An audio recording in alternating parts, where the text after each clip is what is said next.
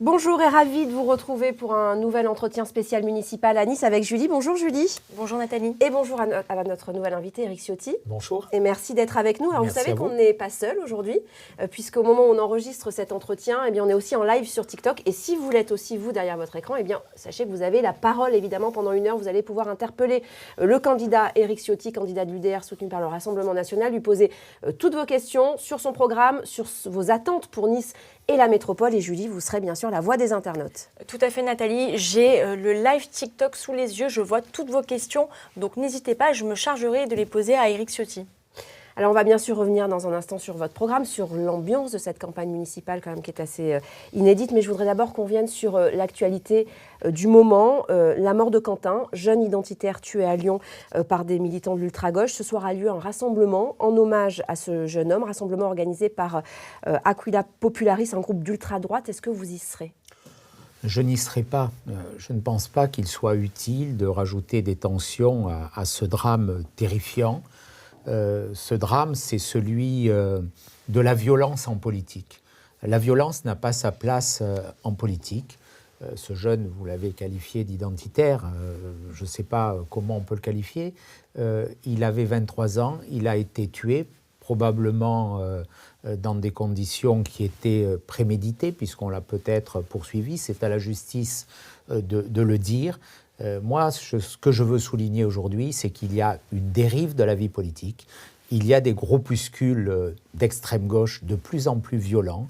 Il y a des milices d'extrême gauche. Et ce sont eux qui ont frappé. Moi, j'ai le même regard sur la condamnation de la violence en politique. Nous avons toujours demandé la dissolution des groupuscules violents, qu'ils soient naturellement d'extrême droite, ce qui, dans la plupart des cas, a été fait, mais aussi de l'extrême gauche, ce qui a été fait avec beaucoup moins de célérité et sans doute avec une approche qui était un peu déséquilibrée. Moi, j'ai le même regard, la même condamnation pour tous ceux qui utilisent la violence pour s'attaquer à des opinions qu'ils ne partageraient pas.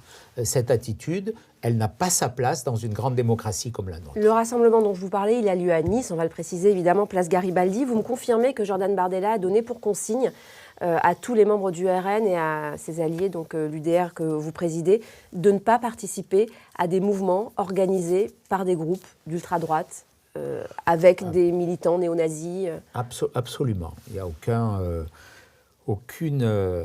amalgame, aucune récupération de ce drame terrifiant qui doit aujourd'hui être constaté. Nous condamnons avec la plus grande force. Nous espérons que la justice aille au bout, et je me réjouis des interpellations qui ont eu lieu, qui semblent démontrer en tout cas qu'il y a plus qu'une suspicion, puisqu'il y a des détentions provisoires prononcées à la demande du parquet et sur décision du juge de la liberté et de la détention. Donc c'est qu'il y a des soupçons extrêmement graves qui pèsent notamment sur les collaborateurs d'un député LFI, membre et créateur de cette fameuse, trop fameuse, tristement fameuse jeune garde. Et c'est cette jeune garde qui est en voie de dissolution. Le Conseil d'État traîne beaucoup pour aller au bout de cette dissolution. J'espère qu'elle sera là, comme j'espère qu'il y aura la dissolution de tous ces groupes violents. En déplacement en Inde hier, Emmanuel Macron a dit, je le cite, « Les partis extrêmes doivent faire du ménage, l'extrême gauche en l'occurrence, mais a-t-il rajouté, l'extrême droite aussi qui a dans ses rangs des militants qui justifient l'action violente ». Est-ce que vous êtes d'accord avec lui ? Je crois que le débat, c'est pas de faire un parallèle entre les uns et les autres. Moi, ce mot d'extrême droite, je ne m'y reconnais pas, comme Jordan Bardella ou Marine Le Pen ne s'y reconnaissent pas. C'est l'argument de ceux qui en ont plus. Moi, je suis de droite, je l'assume, je l'ai toujours été. Je suis gaulliste, je suis issu d'une famille gaulliste. Tout mon engagement politique est au service de ces valeurs. Monsieur Darmanin nous a accolé l'étiquette d'extrême droite pour faire de la tambouille, pour faire de la tambouille politicienne. Je vous annonce d'ailleurs que j'ai saisi le Conseil d'État pour récuser cette étiquette. C'est une étiquette politique d'un ministre macroniste et socialiste, M. Nunez, qui fait de la politique il ferait mieux de sécuriser le pays au lieu de faire de la politique mais comme il le dites, fait. aujourd'hui, on n'a pas besoin de faire le ménage chez nous, il n'y a pas de souci chez nous dans nos rangs. Il peut y avoir des sujets ou des soucis partout qui peut dire qu'il est à l'abri de quelqu'un qui a eu un comportement qui est irréprochable. Je vous pose la question parce que... Dans tous les partis, mais j'ai l'impression qu'il y a un zèle total pour regarder ce qui se passe d'un côté et une forme d'indulgence pour regarder ce qui se passe de l'autre. Mais quand même, l'affaire Éric Quentin Ciotti démontre oui. qu'il y avait un deux poids, deux mesures, notamment médiatique, parce que si on en est là, c'est qu'il y a une indulgence depuis ces années à l'encontre de ces groupes, au regard de ces groupes d'ultra-gauche Éric Ciotti, vous dites qui qu'il y a ne deux sont pas poids, placés sur le même plan. Alors, moi, je les mets sur le même plan. Sauf que statistiquement, les chercheurs qui ont travaillé sur le sujet disent avec une certitude scientifique que les crimes commis par l'ultra-droite sont nettement plus nombreux, plus de 50 depuis 1986, quelques-uns par l'ultra-gauche, je crois 4 ou 5. C'est absolument pas comparable. Quand vous parlez du deux poids, deux mesures... Moi, je n'ai pas ces statistiques. Je me méfie des chercheurs en sociologie... Parce que je peux vous le citer, c'est Xavier Crétier. Il n'est pas chercheur en sociologie, il est professeur agrégé de sciences politiques à l'université Paris-Saclay. Je me méfie de ces analyses. On leur confère un caractère scientifique. Moi, ce que je dis, mais peu importe, là n'est pas le sujet. Vous n'êtes pas dans une réalité alternative, quand même. Je ne sais pas qui est ce monsieur. Généralement... Agrégé de sciences politiques. Oui, mais ça n'empêche pas qu'il puisse avoir des convictions politiques. Mais peu importe. Moi, je condamne avec la même force la violence, qu'elle ait une motivation pseudo de droite ou qu'elle ait une motivation d'extrême gauche. Pour moi, c'est la violence qui est condamnable. C'est pas, et jusqu'à maintenant, on avait le sentiment que la violence venant de la gauche, elle était excusable. Non, elle n'est pas excusable. Alors, ce qu'on entend dans les rangs de la gauche, notamment, et de la France insoumise, justement, c'est presque le contraire. C'est, en effet, il y a ce meurtre de Quentin, mais les meurtres causés par l'ultra-droite sont beaucoup plus nombreux. Est-ce que si je vous parle d'Hicham Miraoui, ça vous dit quelque chose ? Oui, bien sûr, dans l'actualité, mais encore une fois, chaque affaire... Non, mais vous vous souvenez de ce qui lui est arrivé ? Est différente. J'ai le souvenir de ce qui lui est arrivé. Et tout ça, naturellement... C'est un homme de 46 ans, d'origine maghrébine, qui a été tué à Puget-sur-Argence en mai 2025 par un homme qui ne cachait pas sa sympathie pour le Rassemblement national. Sur les réseaux sociaux, il disait notamment qu'il était pressé de voir Marine ou Jordan arriver au pouvoir pour virer les immigrés. Oui, il y a aujourd'hui un tiers des Français qui votent pour le Rassemblement national. Dans ces personnes, il peut y avoir des problèmes et il peut y avoir des personnes qui posent problème. Mais là n'est pas le sujet. Dans toute organisation humaine, il y a ces difficultés. Ça ne veut pas dire vous faites un lien direct entre Jordan Bardella et cette personne qui, naturellement, a commis un acte, et je l'avais dénoncé en son temps, totalement insupportable, totalement inqualifiable. Voilà, moi, je le redis. Il y a des citoyens en France qui trouvent dans leur expression de violence une inspiration dans certains partis, la France insoumise, le Rassemblement national. C'est là qu'ils ont l'impression que leur pulsion de violence va pouvoir être entendue. Il y a sans doute des pulsions violentes qui trouvent des inspirations un peu partout. Ce qu'il faut condamner, ce qu'il faut traquer, c'est la violence en politique, comme il faut traquer aujourd'hui toutes les formes d'antisémitisme et d'association à une forme de violence politique dans le discours. Et les hommes politiques, et j'en suis, les femmes politiques bien sûr, doivent avoir une responsabilité pour ne pas hystériser le débat politique. Je crois qu'il n'y a aucun propos que vous pouvez trouver de la part de membres aujourd'hui du Rassemblement national qui hystérise le débat politique. Par contre, vous avez en permanence M. Mélenchon qui crée des fractures, qui crée des divisions entre les catégories, entre les religions, entre les populations. Et ça, c'est ce qui, aujourd'hui, pose problème. Et c'est malheureusement ce qui est le cas dans cette affaire terrifiante de ce meurtre, de ce crime contre ce jeune homme qui avait la vie devant lui. C'est ça qu'on oublie. J'ai l'impression qu'on relativise en disant « Ah ben oui, il est mort », mais j'ai vu même des propos honteux sur les réseaux en disant « Oui, mais il était identitaire ». Donc, en gros, on dit « Ah oui, il a été tué quand même, on condamne ». Mais moi, je condamne le « mais ». Voilà, qu'un jeune homme de 23 ans soit tué parce qu'il avait des opinions politiques, c'est terrifiant, quelle qu'elle soit, naturellement. Pourquoi on relativise? Pourquoi on met ce « mais » J'ai vu des commentaires odieux qui démontrent que, oui, on est dans une dérive qui est terrifiante. On va passer à l'actualité politique de cette campagne des municipales à Nice. C'est évidemment pour ça qu'on vous a invité. On va s'arrêter sur votre liste qui, ça y est, a fuité dans la presse, dans sa quasi-intégralité, après une sorte de calendrier de l'Avent que vous avez orchestré, ouvert un peu chaque semaine en nous présentant ci et là vos colistiers, qui ont parfois été des prises de guerre assez sévères infligées au camp Estrosi. Je pense à Olivier Breuilly, son ancien directeur général des services à la métropole et à la ville, ou encore Françoise Monnier, qui était encore tout récemment son adjointe à Christian Estrosi, qui n'a pas encore si longtemps tracté pour Christian Estrosi. Elle a commencé à faire campagne pour Christian Estrosi avant qu'elle vous rejoigne. Qu'est-ce que vous répondez à ceux qui vous disent que vous repêchez tous les recalés d'Estrosi? Ce que je leur dis, c'est qu'ils regardent la qualité de notre liste. Elle est naturellement la meilleure. Ce sont des hommes et des femmes de grande expérience, de grande compétence, qui viennent de diverses professions, de divers quartiers de Nice, et que j'ai choisi pour, non pas pour leur engagement politique, mais pour leur talent, pour leurs compétences. Et il y a, oui, des gens qui viennent de formations politiques, d'origines différentes. Mais c'est ça qui fait la diversité. Tout ce que je veux faire pour Nice, c'est réunir Nice, c'est cicatriser les fractures, c'est faire en sorte que là où il y a eu des tensions, des conflits, eh bien, on puisse démontrer que des gens différents vont mettre leurs compétences, leurs talents, leur expérience au service de la ville. Vous dites c'est une prise de guerre. Olivier Breuilly, c'est pas une prise de guerre.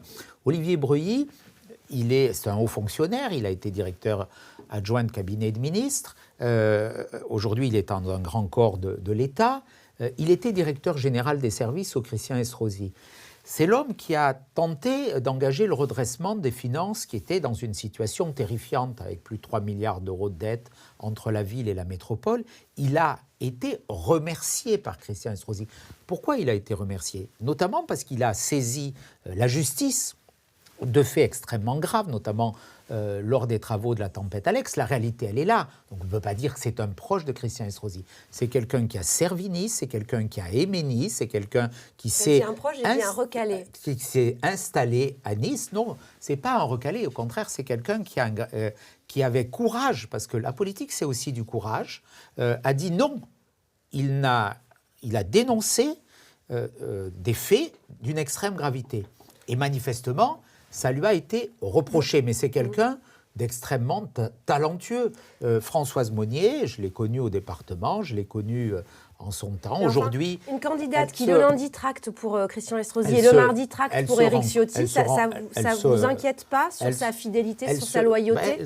Mieux vaut tard que jamais. Elle s'est rendue compte que peut-être il y avait une certaine hypocrisie dans ce positionnement. Vous savez, la liste Estrosi, c'est aussi le système Estrosi. Et ce système, il se fissure parce que d'abord, ça ferait très longtemps qu'il est en place. Vous voulez marquer la rupture avec ce système absolument, depuis 1980. Donc pourquoi s'enorgueillir d'aller chercher des Estrosistes? Depuis 1983, ce système est en place et il exerce. J'en ai fait partie quand c'était pas un système. En 2008, j'ai participé au premier mandat en tant que, quelque temps, un premier adjoint, et je n'ai pas à le cacher, à le dissimuler. Nous avons, en tant que premier adjoint, avec le maire, à l'époque, j'avais lancé les grands projets, la ligne 2 du tramway, le stade, la première coulée verte, j'avais rédigé le projet, et c'était le mandat de la construction. Le dernier mandat, c'est plutôt celui de la destruction. La destruction d'Acropolis, du théâtre, du bowling, de la cinémathèque, de la galerie de la Marine. On a détruit du patrimoine, on a détruit une vie culturelle, une vie économique avec Acropolis, une vie culturelle avec le théâtre, associative. On a détruit 500 millions d'euros d'argent public.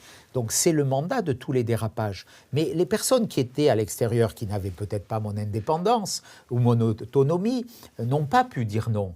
Aujourd'hui, elles se libèrent. Les gens qui étaient à l'intérieur, elles se libèrent. C'est tout à leur honneur. Vous savez, il faut du courage pour briser quelquefois ces chaînes. Il y a de la pression sur les élus. Regardez, un élu comme Philippe Soucy, qui est un grand avocat Alors j'allais pénaliste. vous en parler parce que Philippe Soucy, adjoint sortant au maire Christian Estrosi, a en effet dit dans la presse, chez nos confrères de Nice Matin, qu'il ne fallait pas Éric Ciotti ou Christian Estrosi pour Nice, qu'il fallait Éric Ciotti et Christian Estrosi Et il a pour même Nice. dit que j'avais du talent. Il a été quelque peu élogieux. Semble-t-il, c'est ce qui lui a été reproché. Oui, mais ce qu'on entend beaucoup sur le terrain, Éric Ciotti, c'est que les Niçois en ont marre de cette bagarre entre vous et Christian Estrosi et qui se fait pour eux aux dépens du territoire azuréen. Tout ça va être tranché par eux. Voilà, d'abord... Non, mais tout à l'heure, vous nous avez dit je veux réconcilier Nice. J'entends. Tout à l'heure, vous nous avez dit je veux réconcilier sûr, Nice. dans un Cette mois, réconciliation avec Christian Estrosi, est-ce que ça ne commence pas par une réconciliation avec Christian Estrosi ? Dans un mois, Nice sera réconciliée. Voilà, et je la réconcilierai avec son histoire. Dans un mois, Nice aura choisi son maire. Voilà, et elle m'aura choisi. J'en suis profondément convaincu. Mais ce que je veux dire, c'est que d'abord, je veux bien prendre tous les péchés de la terre, et Christian Estrosi également, mais il y a aussi une part chez les journalistes, parce que, pas de procès naturellement, mais ça vous plaît quand même qu'il y ait ce débat. Moi, je vois les caricatures dans la presse écrite où on nous met sur des rings de boxe.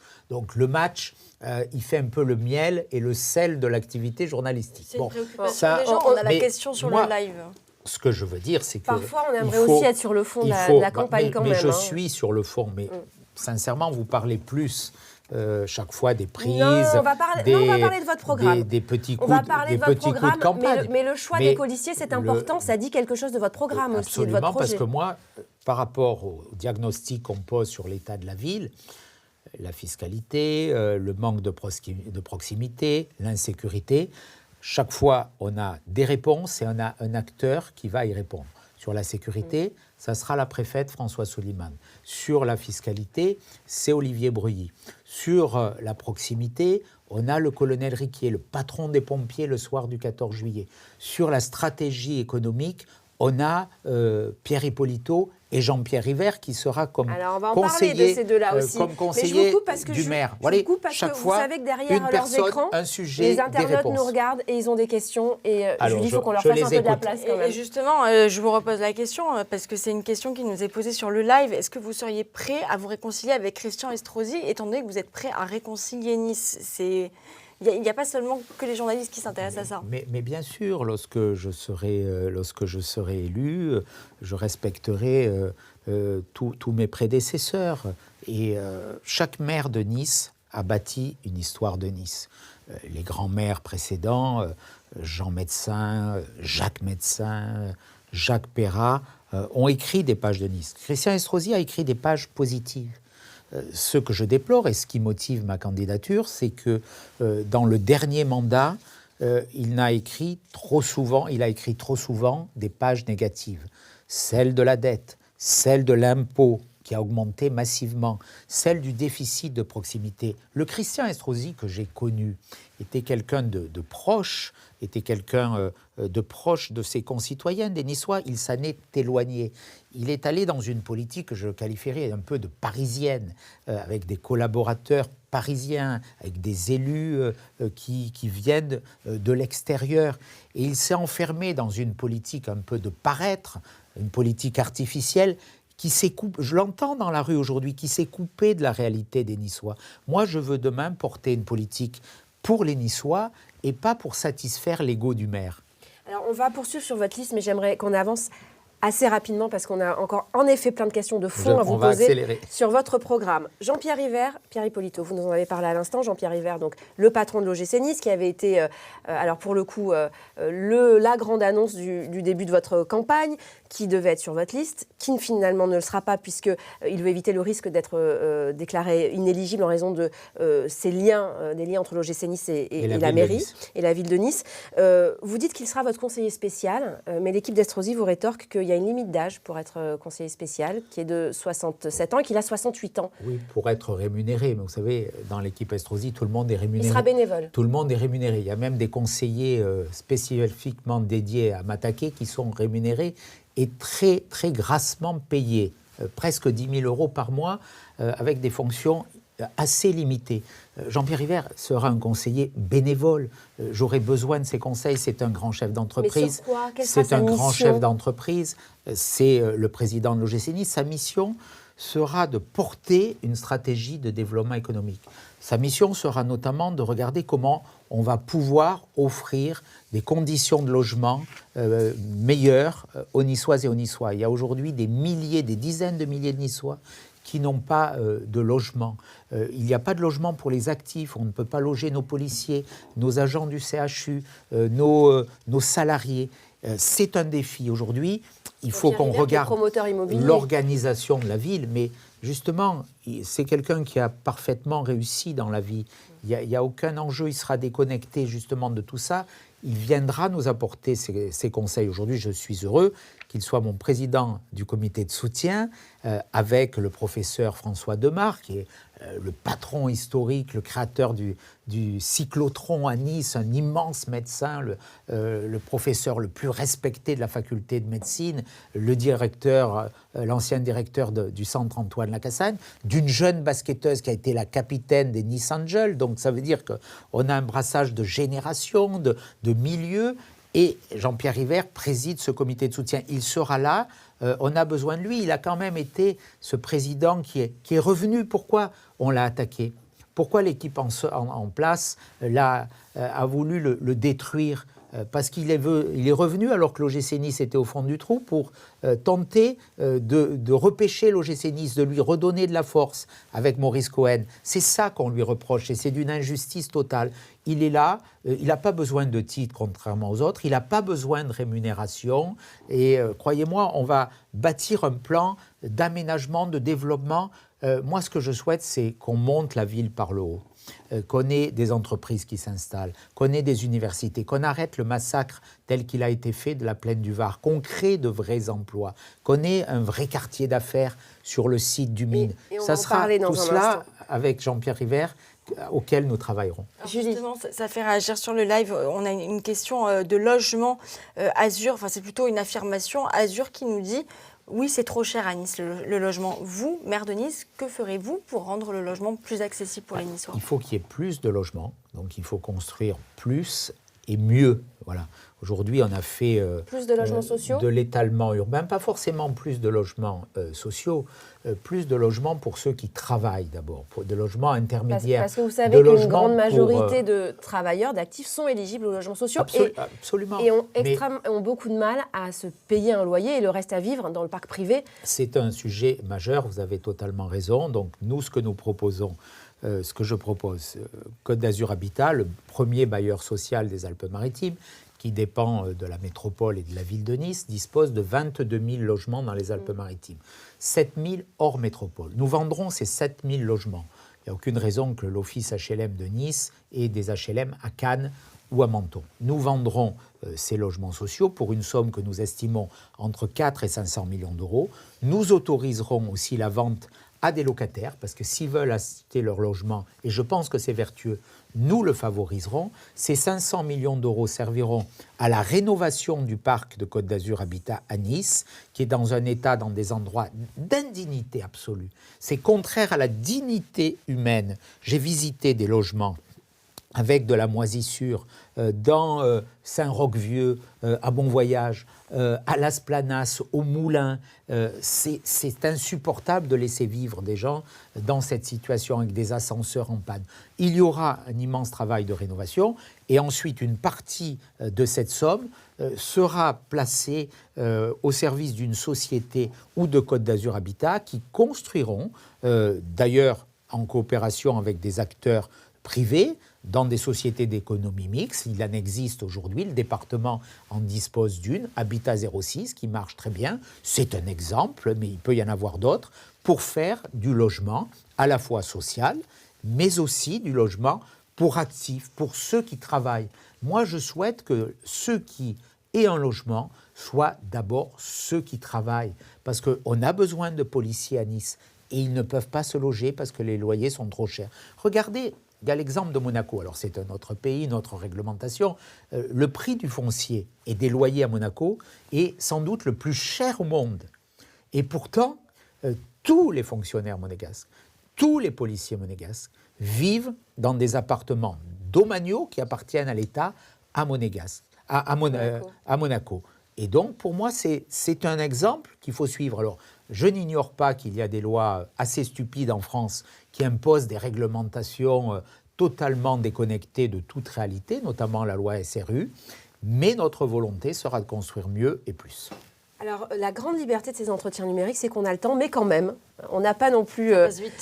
Ça passe vite, on n'a pas non plus l'éternité devant nous. J'avais encore plein de questions à vous poser. De toute façon, de me dire que je suis trop long.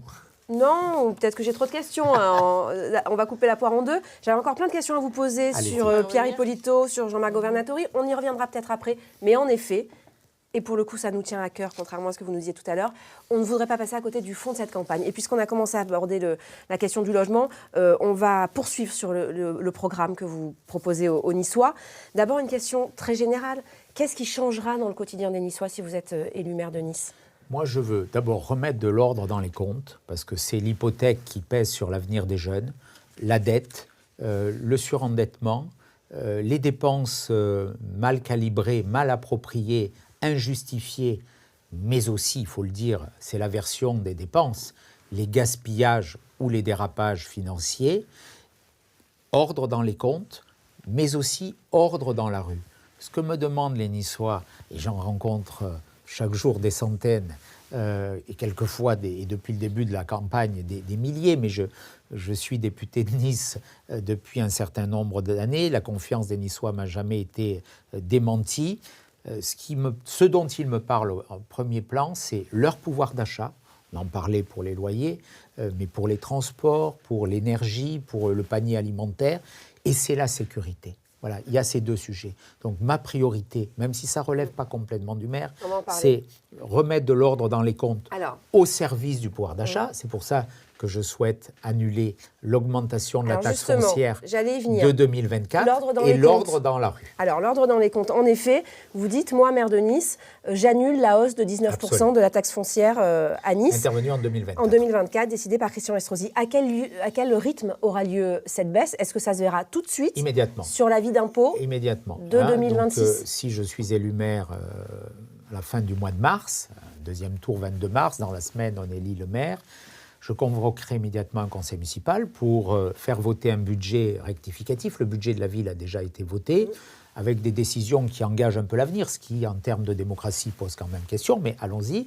Donc, le 24 avril, je vous donne la date, nous voterons le budget modificatif qui supprimera l'augmentation des taux, 19,2% intervenus en 2024. Les contribuables niçois ont reçu leur taxe foncière à l'automne 24 avec une augmentation de l'ordre de 25%.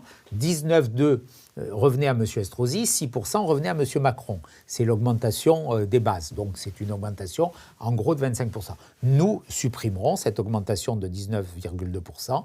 Nous reviendrons au taux de 2023. Et vous le compensez comment dans les caisses de la ville ? Le coût, c'est autour de 40 millions d'euros par an. Nous le compenserons naturellement par une nouvelle gestion plus économe de l'argent public, moins dispendieuse. Avec moi, il n'y aura pas 300 agents à la direction des relations publiques. Avec moi, il n'y aura pas de siège de la métropole aujourd'hui payé. Avec moi, il n'y aura pas de financement d'un Grand Prix de Formule 1 dans le Var. Avec moi, il n'y aura pas de destruction de bâtiments pour une somme de 500 000 euros. Nous, 500 millions d'euros, nous réorganiserons l'activité et les politiques municipales de façon plus économe. Vous savez, alors quand je dis ça, on n'est pas obligé de me croire. On est en campagne électorale. Mais on peut regarder ce que j'ai fait lorsque j'étais président du département. Lorsque j'étais président du département, on a engagé un désendettement rapide. Nous avons diminué les dépenses de fonctionnement, par exemple moins de locations, moins de véhicules. Certains vous diraient aussi que ça a été fait aux dépens des EHPAD, de l'indice concernant les EHPAD et de l'accueil des mineurs isolés. Non, c'est faux. Les mineurs isolés, c'est une charge supplémentaire qui, d'ailleurs, ne pesait pas lorsque j'étais président à cette hauteur. Elle est aujourd'hui, mais c'est la loi qui nous oblige de les prendre en charge, nous les faisons. Je trouve que c'est un scandale absolu parce que ces mineurs n'ont rien à faire en France ils devraient être pris en charge par leur pays d'origine. C'est même une offense à la dignité des familles. On a des enfants qui ont quitté leur famille ou que leur famille a envoyé ici, et c'est une charge pour notre pays en termes d'humanité. J'entends la gauche souvent s'émouvoir de ces questions, mais comment on ne renvoie pas ces enfants, c'est ce que je ne comprends pas, vers leur famille Je vous posais en la question Algérie, d'un point de vue en financier, Tunisie. pas pour ouvrir ce débat-là précisément, mais en tout cas, en qui n'est pas lié au municipal. termes financiers, nous l'assumons à hauteur quasiment de 20 millions Donc d'euros. en tout cas, vous nous dites... Mais je termine. Et oui. au département, on a baissé par 2 fois la taxe foncière. Oui. Hein, Vous nous dites, 10% et 5%. Et vous nous dites qu'il en y a des marges 2023. d'économie à faire dans les comptes. Moi, je ne suis pas de ceux qui disent les collectivités sont asphyxiées. Moi, je veux une collectivité, ce n'est pas une entreprise, puisqu'il y a des missions de service public. Et donc, c'est différent. Mais la gestion d'une entreprise, ou même la gestion d'un ménage, c'est qu'on ne peut pas dépenser plus que ce que l'on gagne. Autrement, on va en faillite. Ce n'est pas vrai pour une collectivité. C'est encore moins vrai pour l'État. Eh bien, moi, je voudrais que cet esprit de responsabilité, cet esprit quelque part de bon sens, qui fait qu'on ne peut pas dépenser plus que ce qu'on gagne, eh bien, soit réinstillé dans la gestion de la ville de Nice et de la métropole. Alors, les impôts, forcément, ça compte beaucoup pour les Niçois. Les tarifs publics. Parce que tout a augmenté. Quand vous voyez que les transports, ce qui fait la vie quotidienne, on est passé du ticket à 1 euro à un ticket à 1,70 €. C'est 70% d'augmentation. L'eau, c'est aussi la vie quotidienne, le transport, l'eau. Puisque vous parliez des transports, je suis désolée, vous nous faites une transition toute choisie. Julie, il y a évidemment la question des transports qui compte beaucoup pour les Niçois, et notamment, et pour les métropolitains d'ailleurs, et notamment les futures lignes de tram. Oui, il y a Paul, qui est habitant de Nice, qui nous demande quels seront vos projets concernant les transports, notamment le développement du tramway. Est-ce que vous allez maintenir notamment la ligne pour l'Ariane ? Absolument. Jusqu'à la Trinité ? Ma volonté est d'aller jusqu'à l'Ariane, dans une première étape. Nous verrons pour la suite, et ça dépendra beaucoup de ce qui se passe à la Trinité, du maire qui est élu à la Trinité. Personnellement, je soutiens de toutes mes forces Isabelle Martello, parce qu'elle incarnera une politique d'alternance à la Trinité. Qui a dit que le tram, ça ne l'intéresse pas, à la Trinité. Elle veut des routes. C'est ce qu'elle propose aux électeurs, parce que dans la vallée du Paillon, mettre le tramway dans la vallée du Paillon, c'est aussi dire qu'on asphyxie totalement la circulation où vivent 40 000 habitants. La pénétrante du Paillon est déjà extrêmement encombrée. Et on leur permet de laisser la voiture à la maison et de monter dans le tram. Laisser passer le... Oui, mais ça dépend. Ceux qui vont à Monaco, ils ne peuvent pas prendre le tram. Donc, partout, enfin, c'est une rupture de charge. Donc, tous, dans un département comme le nôtre, il n'y a pas un maillage de transport en commun, comme à Paris, où il y a une bouche de métro tous les 500 mètres. Aujourd'hui, il y a des gens qui travaillent dans la plaine du Var, à Carrosse, tout ça. Donc, pour l'instant, on n'y est pas. Il y a des interrogations. Mais moi, je respecterai le choix du maire qui sera élu. Alors ça, donc, je le dis, mais en tant que maire de Nice, ouais. le tramway sera poursuivi jusqu'à l'Ariane. Je voudrais aussi lancer une nouvelle ligne, celle qui empruntera la ligne des chemins de fer de Provence. On a une ligne historique qui part de la Libération, qui passe au Parc Impérial, qui s'arrête à la Madeleine, qui s'arrête à Saint-Isidore, qui va sur le pôle d'activité de la plaine du Var, dans une zone qui est une zone stratégique. Je veux que cette ligne, demain, enfin, on en parle depuis des années, franchisse le Var, aille vers la zone d'activité de Carrosse, où travaillent tous les jours, je crois, à peu près 15 000 salariés, et connaît cette nouvelle ligne en site propre, qui sera une ligne avec un cadencement accéléré. Vous nous parlez des chemins de fer de Provence. Absolument. Ce ne sera pas du tram. On verra le mode de transport. En tout cas, il faut qu'il soit beaucoup plus rapide. C'est une voie métrique aujourd'hui. Donc, moi, je souhaite qu'en tout cas, il y a cet espace, qu'il soit utilisé, qu'il franchisse le Var et qu'il aille, dans un deuxième temps, qu'il puisse aussi redescendre dans la vallée du Var. Donc ça, c'est un projet à moyen terme. Je veux aussi qu'on lance l'étude, qu'on la cofinance sur le métro vers Monaco. C'est un projet extrêmement coûteux qu'on ne verra que dans de très nombreuses années. Mais c'est fou parce que Monaco, vous venez de dénoncer les projets pharaoniques et coûteux de Christian Estrosi et vous ne pouvez pas vous empêcher d'imaginer les vôtres aussi. Je parle de l'étude parce qu'il faut avoir de l'ambition. Cette étude, cette réalisation ne pourra se faire que si Monaco en assure, je dirais, la plus grande partie. Les finances françaises ne l'autorisent pas aujourd'hui. Mais les autorités monégasques ont lancé cette étude. Moi, je suis favorable à ce qu'on y participe. Je vous donne cette idée, parce qu'il y a 40 000 salariés niçois, en tout cas de la métropole, qui travaillent à Monaco chaque jour.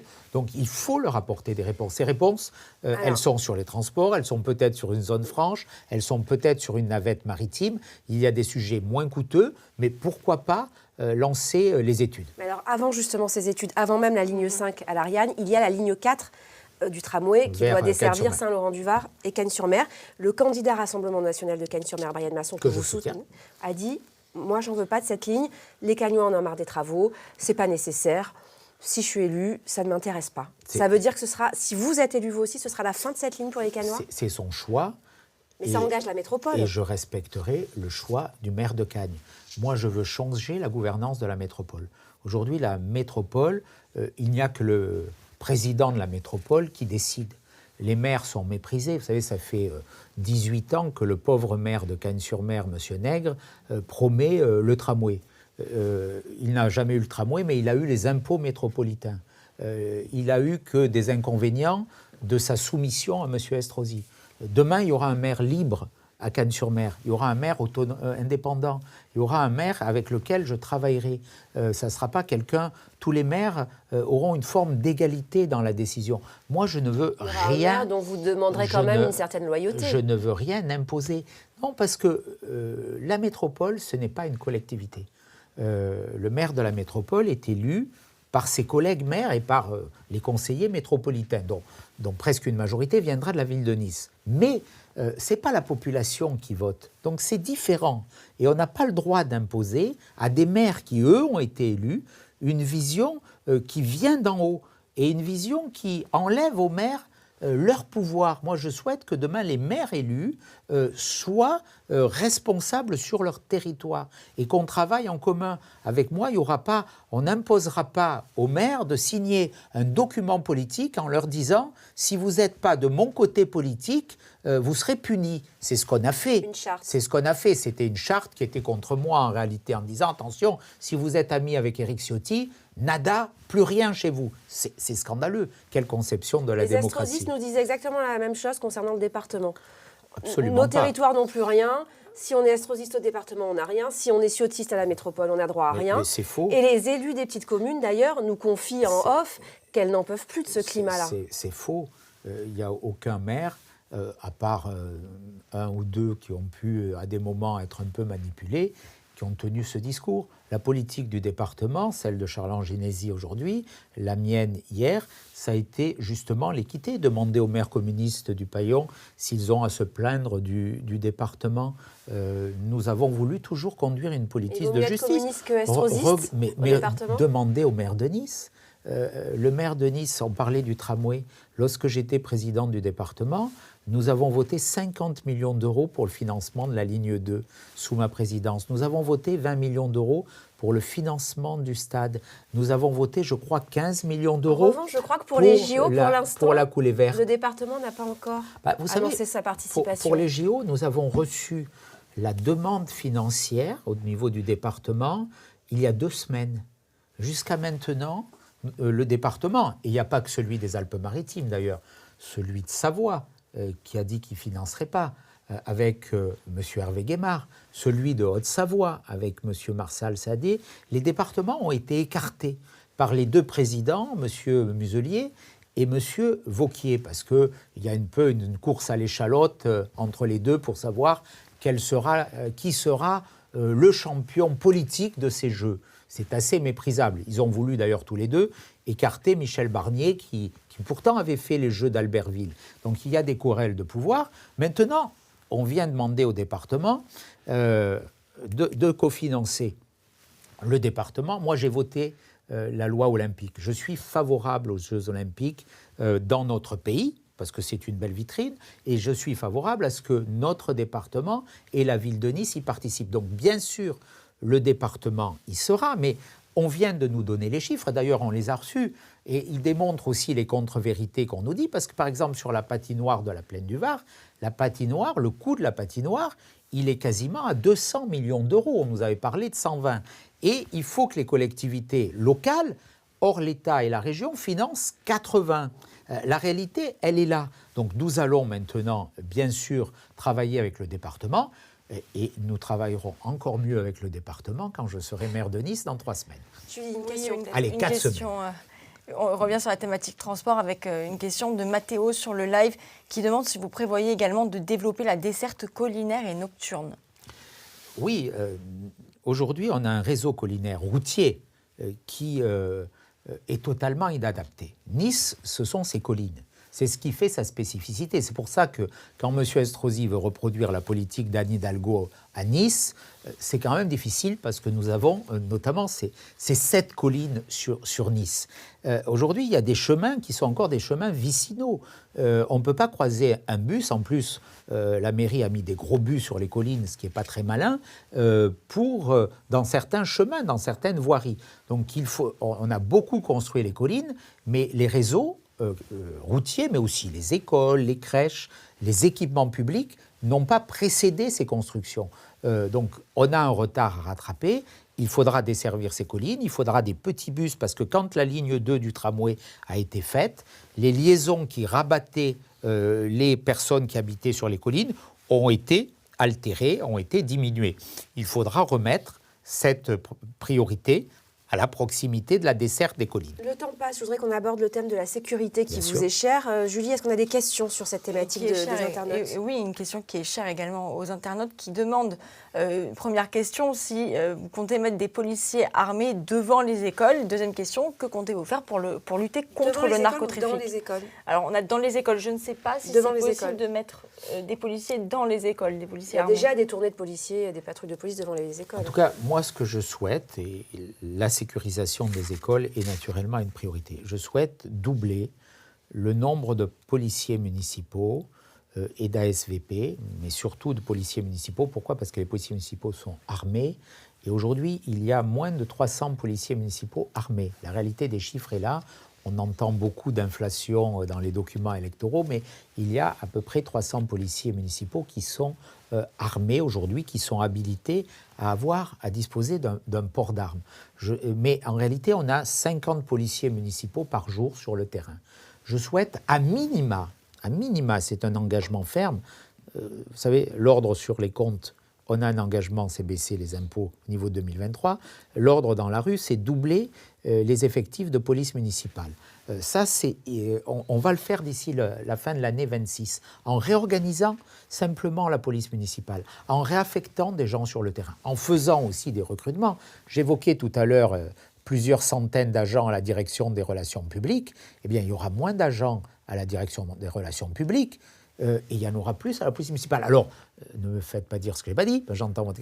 ça ne sera pas les mêmes, naturellement, mais les postes budgétaires seront transférés. Donc, ceux qui font quelquefois la propagande politique seront moins nombreux, d'autant qu'ils ne mourront plus en face, parce que leur première mission, c'est de m'attaquer. Et il y en aura plus dans la rue pour porter ces messages de sécurité qu'attendent les Niçoises et les Niçois. Alors, la lutte contre le narcotrafic, il y a peut-être des questions aussi, Julie. Oui, qu'est-ce que vous comptez faire pour endiguer ce fléau qui n'est pas été fait avec les compétences que sont celles des maires, c'est-à-dire que vous n'avez pas non plus tous les pouvoirs en matière sécuritaire. Comment vous attaquez à ce problème ? On voit bien que partout en France, les maires se heurtent à la limite de leurs compétences. Alors, d'abord, ça veut dire qu'il faut changer de politique au plan national. Cette élection municipale, ce n'est pas une élection administrative, c'est aussi une élection politique. M. Estrosi est macroniste depuis avant le premier tour de 2017. Il avait lâché M. Fillon pour soutenir M. Macron. M. Macron, c'est l'immigration record, la violence record, c'est le laxisme sécuritaire. Et M. Estrosi, quelque part, a été complice de cette politique. Donc, j'aspire à un changement de gouvernance. Il y a un déficit, et on le doit à M. Estrosi, des moyens d'État à Nice. Il nous manque 250 policiers. Et notamment plusieurs dizaines d'enquêteurs au sein des services de Christian police. Estrosi qui n'a pas cessé de judiciaire. demander des renforts. Oui, il les a souvent annoncés, rappelez-vous. Vous en avez d'ailleurs souvent fait état dans vos journaux. Chaque fois qu'on a eu un drame terrifiant, je me rappelle de cet incendie dramatique au Moulin, 7 morts, dont 3 enfants. Le ministre est arrivé, c'était M. Darmanin à l'époque, annonçant plusieurs centaines de policiers.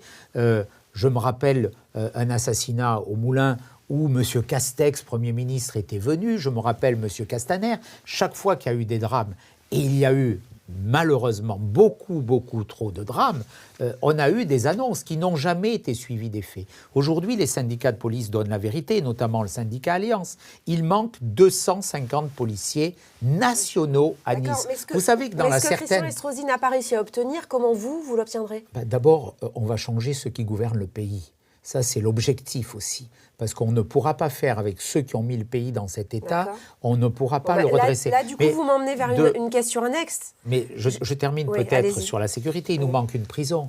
220% de taux d'occupation à Nice. On n'a pas de centre pour les mineurs délinquants. Vous voulez une cour d'appel aussi. Mais ce n'est pas vous qui déciderez ça en tant que maire. Bien sûr, mais si un maire a de l'influence, comment se fait-il qu'on soit sous cette injustice depuis des décennies? Nice, 5e ville de France, n'a pas de cour d'appel, alors que nous sommes, avec les tribunaux de Grasse et de Nice, sans doute le plus grand ressort, les 2 plus grands ressorts judiciaires en termes d'affaires de France. Ça embolise la chaîne pénale, ça retarde la justice civile aussi. Il y a des délais de jugement qui sont indécents, des fois 10 ans. Donc nous avons droit à cette justice. Moi, j'ai de l'ambition pour ma ville, je veux le meilleur pour Nice. Et M. Estrosi, proche du pouvoir actuel, a été incapable de l'apporter. Ensuite, ça c'est la responsabilité de l'État, mais vous savez, il y a des sorties de police, d'écoles de police en ce moment, les nouveaux gardiens de la paix qui sont affectés à Nice. Dernière sortie à l'automne, 49 policiers à Marseille, 3 à Nice. Celle qui est annoncée, ce n'est pas moi qui le dis, c'est la ministre qui m'a répondu mardi à l'Assemblée nationale. Il n'y a à nouveau que 2 policiers à Nice. Mais sincèrement, c'est indécent. Je vois que M. Nunez vient faire sa tournée électorale pour soutenir Mme Tabarot au Canet dans un poste de police municipale. Il ferait mieux de s'occuper de la sécurité à Nice. D'autant que vous avez vu les faits divers qui se sont passés. Rien que cette semaine, une jeune femme qui, avec sa poussette, avec son bébé à l'intérieur, sur le port de Nice, qui a été agressée avec une personne qui portait un couteau, qui a voulu s'en prendre à son bébé. Un assassinat au Liseron il y a 2 jours. Ce double assassinat au Moulin, cette personne âgée de 90 ans, violée par des OQTF à Nice. C'est le lot quotidien. Le préfet hier a publié les chiffres de la délinquance. Alors, naturellement, il met en exergue quelques réussites. Mais la réalité, c'est quoi? On a près de 15% d'augmentation des faits de violence. C'est ça que vivent les Niçoises et les Niçois au quotidien, la violence du quotidien. 98 personnes blessées par arme blanche ou arme à feu l'année dernière. Il faut arrêter ça. Vous nous avez dit il y a un instant, on va changer ceux qui nous gouvernent. Alors évidemment, vous me lancez une perche. Jordan Bardella ou Marine Le Pen, élus président ou présidente de la République. On vous propose un ministère de l'Intérieur, des Armées. Si vous êtes élu maire de Nice en 2026, et que cette proposition arrive donc en 2027, vous dites quoi à Marine Le Pen ou à Jordan Bardella? Je précise qu'on a eu la question aussi en amont de l'interview, des personnes qui vous posent cette question-là. Je leur dis que je resterai... C'est pas qu'une question de journaliste, hein, vous avez vu? Je sais, on me la pose souvent, je leur dis que je resterai à Nice. Mais vous resterez à Nice maire de Nice ou vous resterez à Nice adjoint? Je resterai maire de Nice parce que les Niçois l'auront voulu. Voilà. C'est clair. Oui. Et ce sera dans les archives. Ce sera dans les archives. On avait encore plein de questions à vous poser sur votre programme, sur le théâtre, sur Acropolis, sur les commerces de proximité. Le théâtre à la gare du Sud. Pour le commerce, 2 heures de stationnement gratuit. Vous y êtes attaché au théâtre ? Bien sûr. C'est un drame aujourd'hui que le théâtre de Nice, théâtre national, a été détruit. Où on détruit des théâtres? Dans quel pays on détruit des théâtres? Je peux vous demander la dernière pièce de théâtre que vous êtes allé voir? La dernière pièce de théâtre que je suis allé voir, c'est Les Fourberies de Scapin, mais il y a un certain temps. Je suis attaché à ce qu'on ait ce théâtre au cœur de notre ville. C'est pour ça que je veux le faire à la gare du Sud. Aujourd'hui, je ne me résous pas à ce qu'on ait un théâtre provisoire sur un parking dans le quartier des Moulins, où il n'y a à peu près que plus que 1000 abonnés, plutôt qu'on en ait 11 000. Vous gardez les franciscains, la salle des franciscains dans bien Venise. sûr, c'est une salle qui est utile. En plus, cette salle, elle a une histoire personnelle pour moi, parce que c'était le lieu où était installé le commerce de mon grand-père, dans la cour des franciscains, la quincaillerie historique de ma famille. Mais aujourd'hui, les Niçois, ils vont au théâtre à Antibes. Ça m'arrive. Le maire de Nice disait lui-même qu'il allait toujours au théâtre à Antibes, à Antea. On a 11 000 abonnés à Antea, on en a à peu près 1000 à Nice. C'est cette réalité. C'est une question de salle ou c'est une question aussi de programmation? Antea, c'est un théâtre plus grand public, une programmation plus grand public. Sans doute, il faudrait peut-être que les directeurs fassent un peu moins de politique et un peu plus de théâtre.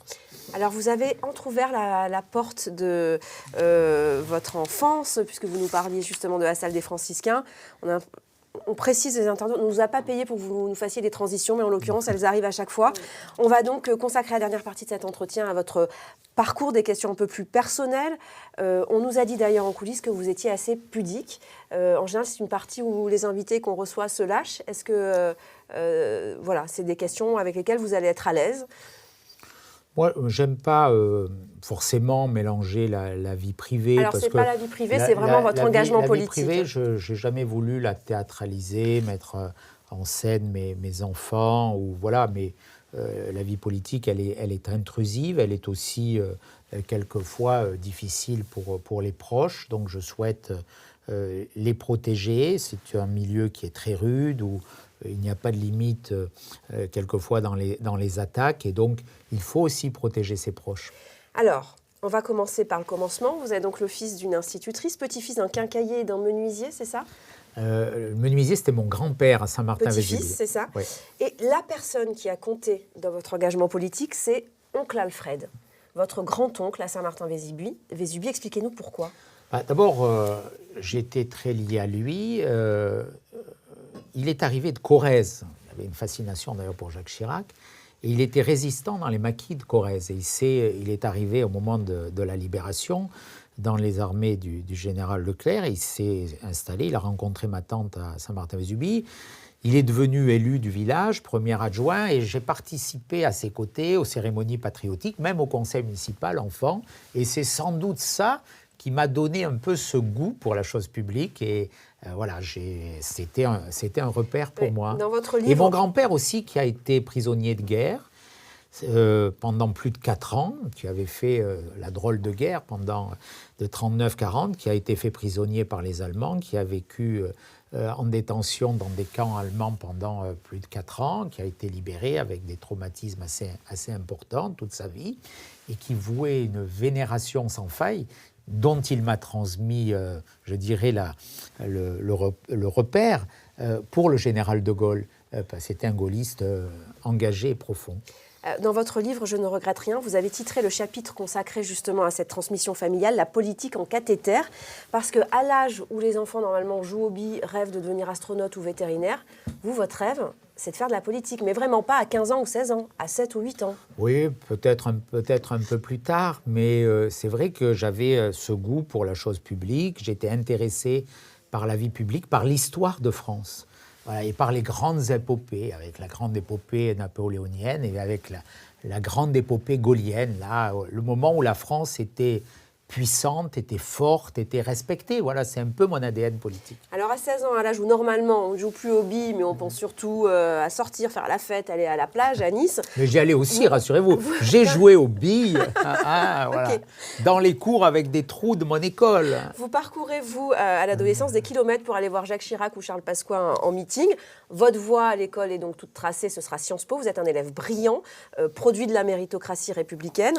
Vous réussissez le concours d'entrée très sélectif de Sciences Po Paris, je précise, ça change tout. Ensuite, le plan, normalement, c'est l'ENA. Sauf qu'en 1988, vous rencontrez Christian Estrosi, qui vous prend avec lui dans son aventure politique. À cause de lui, vous ne faites pas l'ENA, en fait. Oui, c'est un autre aiguillage. Après, je ne sais pas si la vie est ainsi faite. J'ai fait autre chose et allez, je ne le regrette pas. Ah, vous ne le regrettez pas? Non, c'est un autre aiguillage. Est-ce que vous vous rappelez de votre première rencontre avec Christian Estrosi Oui. et de la première impression qu'il vous fait, parce qu'on dit souvent que ça compte la première impression. C'était à l'été 1988, il venait d'être élu député dans mon village de Saint-Martin-Vésubie où il était en vacances. C'était l'impression à la fois d'un jeune député un peu bulldozer, mais et aussi, c'est pour ça que nous avons été complémentaires, qui avait beaucoup à apprendre, disons, au plan technique, de la vie politique, du fonctionnement législatif, et c'est là où je crois y avoir été utile. On dit que vous étiez la tête et les jambes, l'expression ne lui plaît pas, mais est-ce que c'était ça? C'est pas à moi de le dire, beaucoup le disent.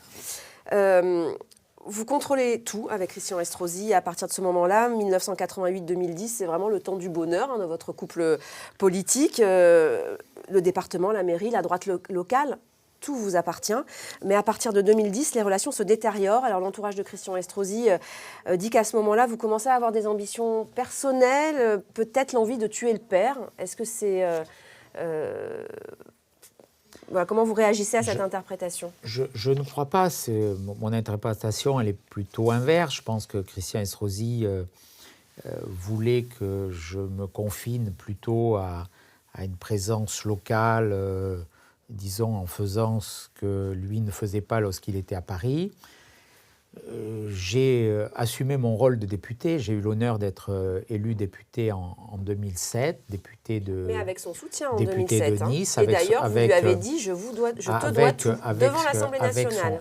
Avec son soutien, comme il a été aussi réélu député au moment de la dissolution de 1997, et il le sait bien, avec mon soutien dans un autre cadre, autrement il ne l'aurait pas été. Donc on s'est aidés, je dirais, l'un l'autre, mais là n'est pas l'essentiel parce que ça nous regarde tous les deux. Et on ne va pas faire une comptabilité de celui qui a le plus aidé l'autre. Mais en 2017... Vous rappeliez l'engagement au début. Moi, ce que j'ai vu, c'est qu'à un moment, j'ai assumé mes fonctions parlementaires pleinement. J'ai porté des lois, la loi notamment sur la responsabilité des parents en matière de mineurs, la loi sur l'exécution des peines. Le président de la République, à l'époque, m'avait confié une mission extrêmement importante qui a fait date sur l'exécution des peines qui a débouché sur une loi. Et peut-être que là-dessus, mais c'est très personnel, c'était pas le regard qu'avait Christian Estrosi, qui préférait que je sois uniquement dans le second de ce qu'il faisait. Mais il y a eu une guerre d'ego entre vous, pour le dire clairement. La vie a évolué comme ça, mais là n'est pas l'essentiel. Notre différence, elle ne tient pas à ça. Notre différence, elle tient ce que vous nous racontez, à un moment, la vraie rupture, elle est lorsque, je le disais tout à l'heure, lorsque Christian Estrosi choisit Emmanuel Macron. Mais dans tout ce que vous venez nous raconter jusqu'à présent, je reste fidèle à François Fillon. Ce qu'on comprend quand même, c'est que le divorce est plus qu'entamé avant son ralliement à Emmanuel Macron. Vous vous battez froid. Non, c'est pas... En 2017, vous êtes réélu député et vous dites « Je peux dire que je dois ma première élection à Christian Estrosi et Nicolas Sarkozy. Cette victoire, ce soir, je la dois à vous. J'ai été élu sans Christian Estrosi et quelque part avec son opposition. Oui, » Donc vous êtes déjà largement en froid avant même son ralliement à Emmanuel Macron. Non, là, on est en juin. Je ne vais pas faire de l'histoire, ça n'intéresse peut-être pas tous ceux qui nous écoutent, mais on est en juin 2017, après l'élection d'Emmanuel Macron. Oui. Et M. Estrosi soutient une adversaire macroniste contre moi. Il fait même venir à la mairie M. Gérard Collomb, paix à son âme aujourd'hui, M. Darmanin, pour soutenir mon adversaire macroniste. Mais ça fait déjà des mois... Madame Reverso, qui depuis d'ailleurs est toujours à son cabinet. Mais ça fait déjà des mois et des années à la mairie. Non, mais que la vraie vos relations rupture... se sont distendues. Et d'ailleurs, vous citez cette phrase, elle est totalement conforme à ce que je dis. Je dois ma première élection à Christian Estrosi, et la dernière, elle se fait contre lui. Donc, à partir de là, il y a une rupture sur le fond, sur l'intérêt du pays. Je n'ai jamais été macroniste. Je n'ai jamais voté... Ou sur l'orientation stratégique la plus efficace pour arriver au pouvoir, lui choisissant Emmanuel Macron, et vous aujourd'hui choisissant le Rassemblement national. Moi, j'ai toujours été un homme de droite. Je n'ai jamais cru en M. Macron. Je n'ai jamais voté pour M. Macron, au premier comme au second tour des 2 élections présidentielles où il a été candidat. Et aujourd'hui, je crois que les faits, malheureusement, et je le déplore, me donnent raison, parce que M. Macron, c'est le fossoyeur de notre nation aujourd'hui. C'est l'homme du déclin, c'est l'homme du déclassement, c'est l'homme de la décrédibilisation internationale, c'est l'homme de la dette, des impôts records, du chômage, de l'affaiblissement des services publics, de l'éducation, de la santé, c'est de la perte de compétitivité de nos entreprises, c'est la désindustrialisation, enfin, c'est l'immigration record, l'augmentation des homicides et des volontaires et involontaires, et des tentatives d'homicide, pardon, de près de 80% depuis son élection. C'est tout ça, ce bilan. Même en faisant un effort d'objectivité, on a du mal à trouver quelque chose qui a progressé dans notre pays. Et croyez-moi, je ne dis pas ça de façon satisfaite, au contraire. Donc là, il y a eu une orientation totalement différente. Et moi j'ai préféré, je l'assume, une alliance à droite avec le Rassemblement national, quand il y a eu ce choix historique. C'est un choix essentiel dans ma vie, dans mon engagement. Ce qui se joue entre vous deux aussi aujourd'hui, c'est qui portera la casquette du traître. Est-ce que c'est celui qui a rallié Macron? Est-ce que c'est celui qui a rallié Marine Le Pen? Écoutez, moi j'ai commencé à travailler avec Christian Estrosi, c'était, vous le rappeliez, en 1988, les premières propositions de loi qu'il m'avait demandé de rédiger. Il y avait notamment le rétablissement de la peine de mort. C'est ce que j'allais vous dire, il y avait le rétablissement de la peine de mort. Il avait lancé... Vous seriez encore pour aujourd'hui? Non. Il avait lancé une pétition contre le Pacs à l'époque. Donc, vous voyez, c'était quelqu'un qui, rappelons-le quand même, avait été élu grâce au désistement du Front National. Donc, moi, j'ai toujours été à droite. Alors, certains peuvent me le reprocher, je l'entends, je l'assume. Je ne suis pas d'extrême droite, c'est un mot que je récuse. Je suis pour l'Alliance des droites. Je suis président de l'Union des droites. Pour moi, la droite, c'est quoi? C'est le respect de notre histoire et de cette grande histoire. J'évoquais De Gaulle, Napoléon. D'une droite populaire qui parle à toutes les catégories sociales, celle de Malraux, celle du métro, il disait à 18h. Je suis un homme de droite parce que je crois en la nécessité du respect de l'autorité, et est-ce que là, aujourd'hui, respect de l'identité et à la liberté économique. Est-ce que là, aujourd'hui, vous vous dites, compte tenu du contexte de ces municipales, où on voit des soutiens croisés de vous, par exemple, qui soutenez des candidats, les Républicains, à Cannes, Nice et Grasse, alors qu'il y a des candidats du Rassemblement national, à la Colle-sur-Loup, un candidat LR soutenu par, je ne voudrais pas vous dire de bêtises, en tout cas un candidat Horizon soutenu par LR, un candidat LR pas soutenu par LR, les électeurs n'y comprennent plus rien, ils ont raison. Nous non plus. Qui comprend LR aujourd'hui? Est-ce que D'abord, LR n'existe plus. Est-ce que le deuxième vraiment. tour des municipales, ça peut être, selon vous, le temps de la clarification, au moment où il y aura peut-être des tentatives de l'union de la droite avec l'extrême droite? Elle est en route. Moi, cette union, d'abord, le Rassemblement national, ce n'est pas l'extrême droite. Ça, c'est une vision que je récuse. C'est ce que dit le Conseil d'État. Oui, mais enfin, le Conseil d'État... en tout cas, c'est le parti... Je ne lui donne pas le bon Dieu sans confession, si j'ose l'expression. C'est le parti qui est à l'extrémité de l'échiquier politique à droite. Bon, il y en a d'autres plus à droite que lui. Ce que je dis aujourd'hui, c'est qu'il ne faut pas se tromper. Moi, j'ai fait un choix historique en 2024. Il y avait quoi comme possibilité? Quand LR fait un score autour de 5%, ça veut dire qu'on ne peut pas aller seul aux élections législatives. On ne peut pas y aller seul. C'est le score de Mme Pécresse à la présidentielle. Donc, une élection législative à 2 tours... pactiser avec le diable, vous direz, vos anciens collègues de LR? Pour moi, le diable, c'est LFI. Et ceux qui ont pactisé avec LFI, parce que dans la coalition de gauche, elle était dominée par M. Mélenchon. Et, et certains ont fait ce choix, et notamment mes anciens amis. Et aujourd'hui, quand je les entends protester contre LFI, je leur dis, mais un peu de décence, parce que c'est vous qui avez fait voter pour LFI, dans des désistements de la honte. Donc moi, j'ai été clair. Je n'imaginais pas m'allier avec M. Macron, je le redis, qui pour moi, j'utilise à dessein 2 fois ce terme, a été le fossoyeur de notre nation. Et donc il y avait, j'ai regardé, parce que j'ai vu évoluer le Rassemblement national à l'Assemblée nationale, Madame Le Pen est allée jusqu'à exclure son père pour rompre avec une histoire que nous condamnions, que j'ai condamnée. Elle a beaucoup modifié son programme. Ses députés sont des gens éminemment respectables, qui ont un comportement irréprochables dans l'Assemblée nationale. Ils aiment profondément la France. On les a trop souvent caricaturés. Et je suis, mais comme M. Retailleau d'ailleurs, sur l'immigration et sur la sécurité, sur ces deux sujets. Sur l'économie, il y a un monde entre vous et Marine Le Pen. Un monde. On dit la la réforme même des chose. retraites, si elle est élue présidente de la République, j'y viens. Vous faites quoi? Non, il n'y a pas un monde. Parce qu'aujourd'hui, le Rassemblement national souhaite qu'il y ait moins d'impôts et moins de dépenses publiques. La réforme des donc retraites, ça, on est si elle est élue présidente de la République, vous faites quoi? Il y a une différence, c'est la réforme des retraites. Vous pourrez constater que je n'ai pas voté comme le Rassemblement national sur ce sujet. Moi, j'ai soutenu la réforme des retraites parce que je considère que si on veut sauver ce système, il faut travailler un peu plus, mais il ne faut pas faire que ça. Il faut aller aussi sur une part de capitalisation comme l'ont fait tous les pays qui s'en sortent.